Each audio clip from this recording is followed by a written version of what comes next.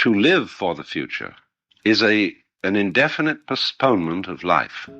You go through in your education a whole series of steps.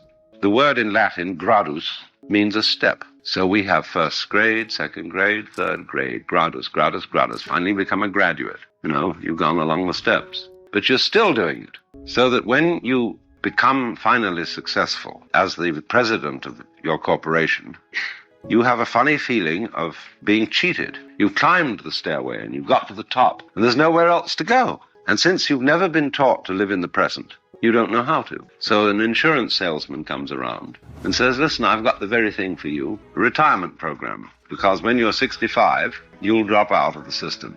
And then you'll really be able to enjoy yourself, see, despite your prostate trouble, menopause, false teeth, and everything else. And the art of living in the eternal now is not taught in our educational system. And it's not taught because it's thought of as being feckless, irresponsible. It isn't irresponsible at all. It is everybody's duty, I could put it that way, to enjoy themselves.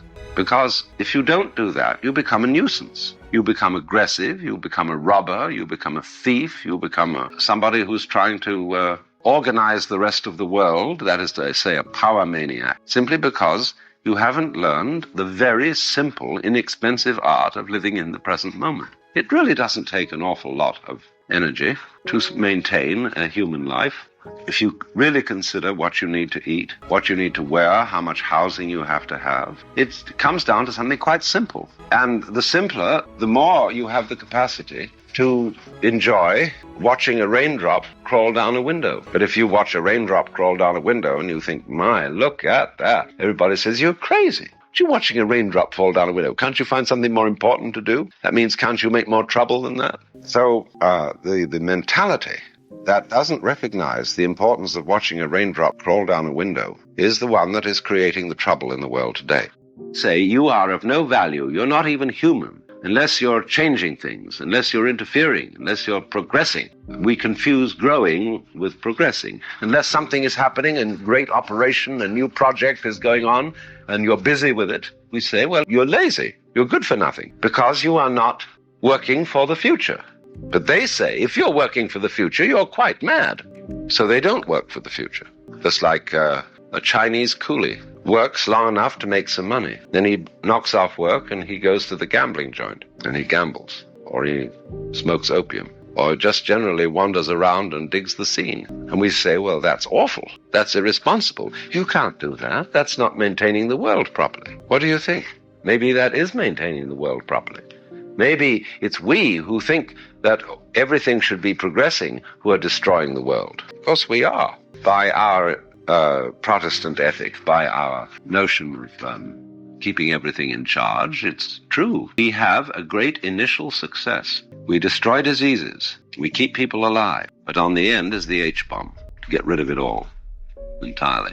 So these non-political people are saying to us, the trouble with you is you don't know what you want. You have a future which you're working for, but you're all retch and no vomit.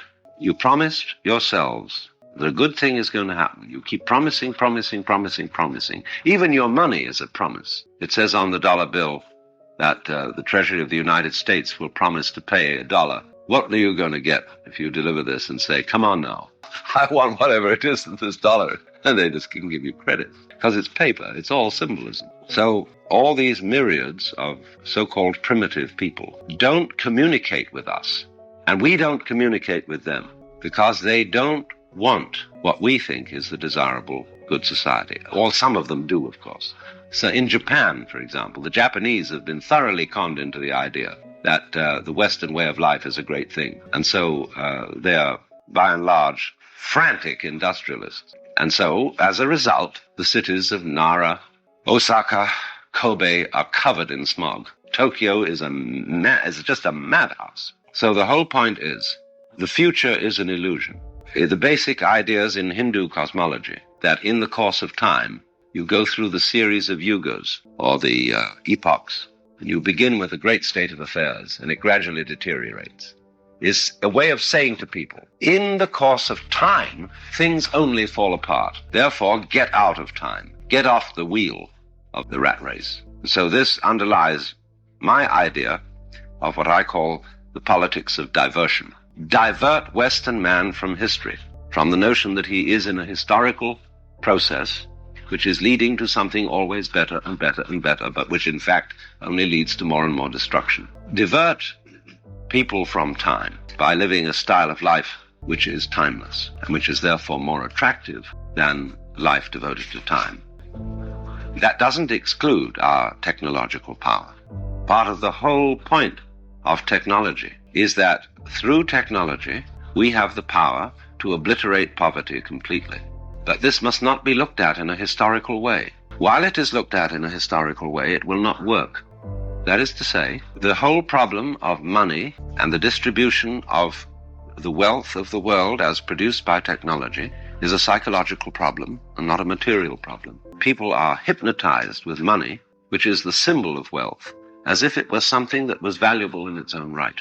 That's the confusing money with gold. When Ramakrishna said that one of the evils of the world was gold, he was, I think, perhaps unconsciously quite correct. There's a story that once upon a time, all the banks in the world got tired of shipping gold from country to country. And so they decided to open an office in an island in the Pacific where all the banks had their headquarters and all the gold was put together there, so that all they needed to do when they had to exchange some gold was to trundle it across the street. And operations proceeded beautifully for about 10 years. And then all the heads of the banks from the different countries came with their wives and their children to visit the island and have a great convention.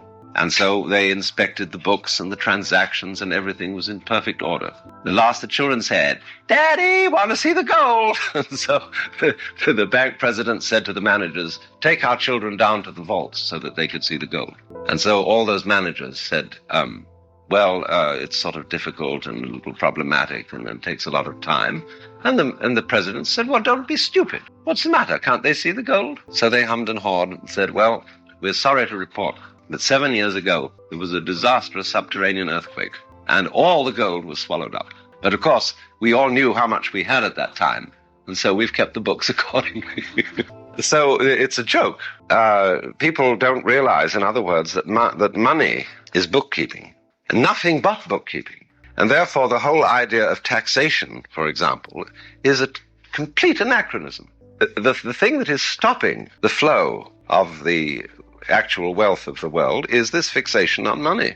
What you need to do is actually reverse taxation and issue, instead of charging taxes, issue credit. Then, but you have to keep the credit balanced to the gross national product in some form of figuring. And then everybody can circulate what they're making. Otherwise, you're in this ridiculous situation where people are starving in India, and we are hoarding food supplies and burning them and dumping them in the ocean, which is sheer insanity. But it's all based on a psychological block about money. So this kind of psychological block is what in Indian philosophy would be called a maya. It is an illusion, and it's the same kind of illusion as that of the future, of the idea that the future is when we're really going to live. And if that's the way you operate, when you get there, you're never going to be able to handle it because you still want a future ahead of you. You're a perpetual donkey with a carrot suspended from your collar on a rod like this, and you're pursuing it.